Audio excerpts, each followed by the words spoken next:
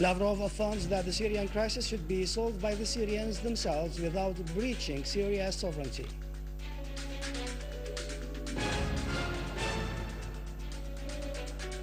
Al-Muallim says the armed terrorist groups escalated their acts despite Syria's positive steps regarding Annan's plan.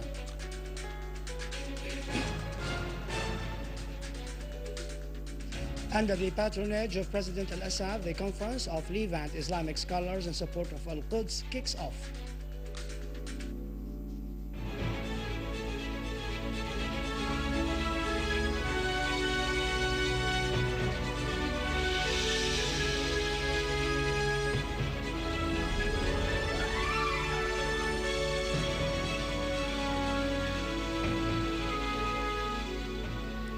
Good afternoon, ladies and gentlemen. Welcome to our news for today. Russian Foreign Minister Sergei Lavrov has called for the halt of violence in Syria and a solution to the Syrian crisis by the Syrians themselves, away from any encroachment on Syrian sovereignty. In a joint press conference with Foreign and Expatriates Minister Walid al-Muallim following their talks in Moscow today, Lavrov reiterated Russia's stand for settling the crisis without any foreign intervention and support for Kofi Annan's plan, affirming his country's call on all parties to get the plan implemented.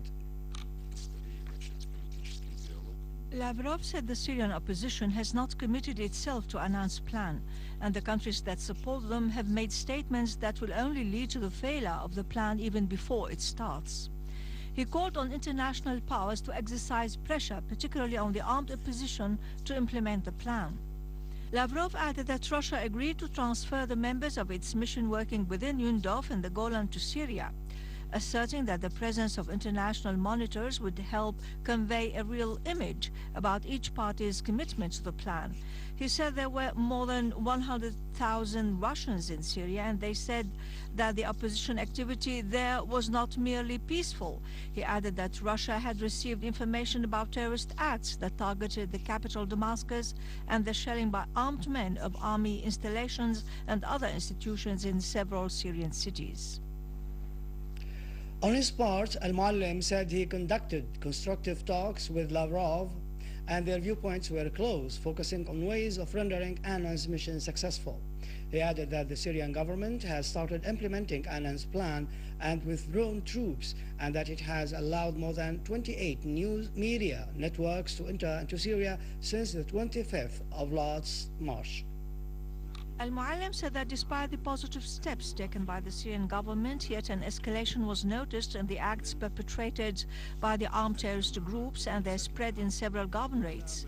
He pointed out that due to the experience with the Arab Observer's mission, the government wanted the halt of violence to be permanent in the presence of international monitors to observe any breach by any party. He added that he told the Russian foreign minister about the need for Moscow to play a role in the National Dialogue Conference, and the Syrian government was ready for such conference. Al-Muallim welcomed in advance the Russian observers and thanked Russia for its role in working to safeguard the Syrian people's interests. He added that Syria would maintain coordination with Russia on a daily basis and continue the steps of good intention regarding Annan's plan and work with his technical team to reach a cooperation protocol. Mr. Al-Muallim said Syria has allowed most Russian news media to enter into Syria because they are professionals and do not work according to pre-planned agendas. He pointed out that there are more than 70 news media stations which have special agendas and are part of the plot hatched against Syria. They publish no report which does not serve such agendas, he added. However, we welcome objective media and its legal presence in our country, Al-Muallim asserted. In a statement issued by the Russian Foreign Ministry, Moscow reiterated the rejection of any intervention in Syria's internal affairs, calling for taking tangible steps on the way of implementing the provisions of Annan's plan concerning the halt of armed violence and the beginning of dialogue with the participation of all concerned parties. The ministry said the Russian stand towards the situation in Syria is well known, represented in being against intervention in Syria's internal affairs and against the attempts to aggravate the situation inside the country and in support of the six-point plan proposed by Annan and endorsed by the UN Security Council on the 21st of last March. The ministry added that Moscow believed it was useless now to repeat the debates conducted regarding Syria and that focus should be made on implementing the plan and starting negotiations among all Syrian parties. The Russian Foreign Ministry's statement pointed out that Russian Foreign Minister Sergei Lavrov will head today to Washington to take part in the Group of 8 Foreign Ministers meeting as well as in the ministerial meeting of the International Quartet Committee on Solving the Conflict in the Middle East.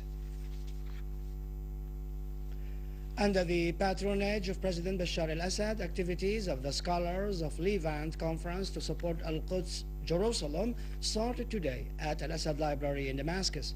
Conspiracy against Syria and the dangers of extremism and provocative fatwas on Islamic Nation, in addition to the role of scholars in facing the current challenges. The conference is held by the Ministry of Religious Endowment with the participation of scholars from Palestine, Lebanon, Jordan, and Syria. The first session is entitled Al-Quds and Al-Aqsa Mosque. It will discuss issues related to Al-Quds, Jerusalem, the role of the Islamic Nation scholars in supporting Jerusalem, Syria's resistant role in defending Jerusalem and the occupied Arab territories, Judaization of Jerusalem, and the Israeli violations of Al-Aqsa Mosque and the holy sites. The second session, under the title The Role of Levant Scholars During This Phase, discusses the conspiracy against Syria and the dangers of extremism and provocative fatwas on the Islamic Nation, in addition to the role of scholars in facing the conspiracy against the country. The third session will focus on the final statement and recommendations.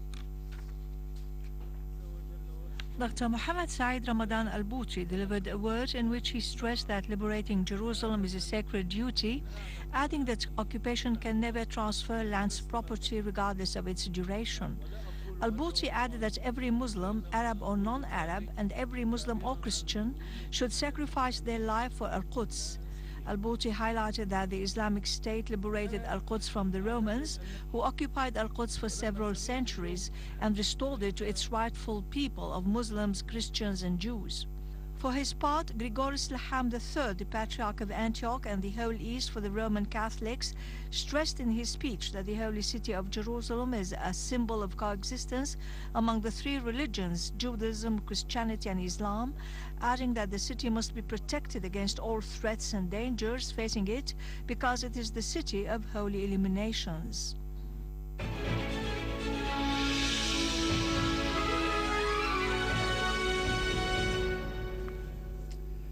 In Hama, competent authorities arrested a number of wanted gunmen and confiscated their weapons in a Shir neighborhood.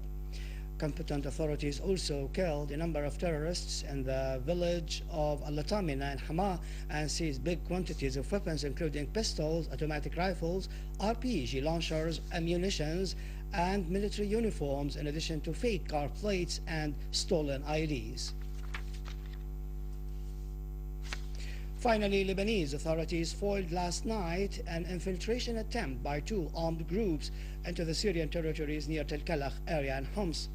A source in the governorate of Homs pointed out that the first attempt occurred near a Naur village and the second took place near Halad village inside the Syrian territories.